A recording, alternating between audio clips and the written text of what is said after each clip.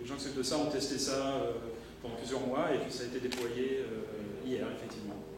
Donc c'est très utile en fait pour les gens les non-voyants sont absolument ravis de cette fonctionnalité. Et c'est une application directe, très simple des réseaux cognitifs. Je pense qu'il y a beaucoup de gens ici qui pourraient construire cette application avec le genre de données auquel on a accès. Merci d'avoir mentionné ça, parce que j'ai oublié de le mentionner. Merci. Alors on va prendre peut-être une dernière question, et après on pourra discuter peut-être autour de la table. Merci. Merci beaucoup pour cette présentation passionnante. Je pensais quelque chose, donc c'est une question un peu générale. Dans les années 90, dans les heures de gloire de ce qu'on appelait l'IA à l'époque, d'ailleurs ce qui s'appelait l'IA, c'était plutôt les approches dites symboliques versus les approches stochastiques. On parlait plutôt de réseaux de neurones ou d'approches connexionnistes, etc. Donc aujourd'hui, il y a une sorte de revival, donc de retour vers ça, et pas mal de gens parlent quand même d'hybridation entre les deux approches. On sent pas ça dans votre présentation. Vous avez parlé effectivement de sens commun, donc on sent que votre présentation est très axée, très polarisée neural nets. Et quelques exemples, lorsque vous avez commencé à aborder les questions de déduction, etc., semblent relativement basiques par rapport à ce qui se faisait et ce qui se fait encore d'ailleurs avec des approches symboliques de l'IA où des gens font des démonstrateurs de théorème très sophistiqués, des moteurs d'inférence, y compris pour des logiques de sens commun, etc.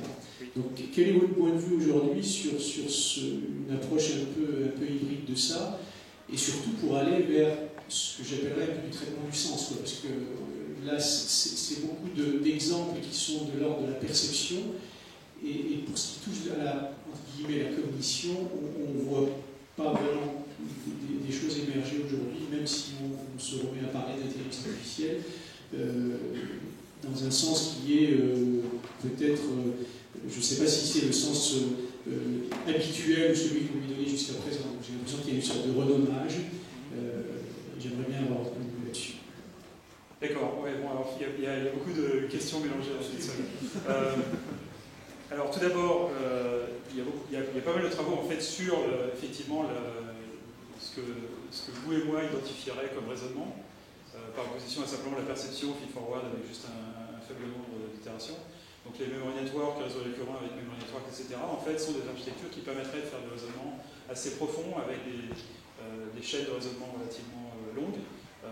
Ça va prendre du temps avant même si ça a entraîné les machines à faire ça, mais c'est en bonne voie. Alors, sur la question de la différence entre le symbolique et le neuronal, c'est pas vraiment. Je pense que la dimension de séparation n'est pas entre symbolique et neuronal. La différence, enfin la ligne de démarcation qui est vraiment importante, disons l'axe sur lequel il est important de se concentrer, c'est est-ce que les opérations qui sont faites par le système sont des opérations discrètes, comme c'est le cas dans l'inférence symbolique, ou des opérations différenciables, comme c'est le cas dans des modèles dont j'ai parlé, qui soient neuronales ou pas neuronales, n'a aucune importance. Ce qui est critique, c'est qu'ils soient différenciables. Et si les opérations sont différenciables, ça veut dire qu'une chaîne d'opérations est différenciable, et on peut entraîner un système en fait, à produire une chaîne d'opérations, de déduction, de raisonnement, etc. Disons, à entraîner les opérateurs d'inférence, si vous voulez, par descente de gradient. Alors que faire de l'apprentissage en contexte symbolique, c'est quasiment impossible, parce que le type d'optimisation qu'il faut utiliser, c'est l'optimisation discrète, qui est combinatoire, qui explose, qui est exponentielle, enfin qui a toutes les mauvaises propriétés, et on ne sait pas faire.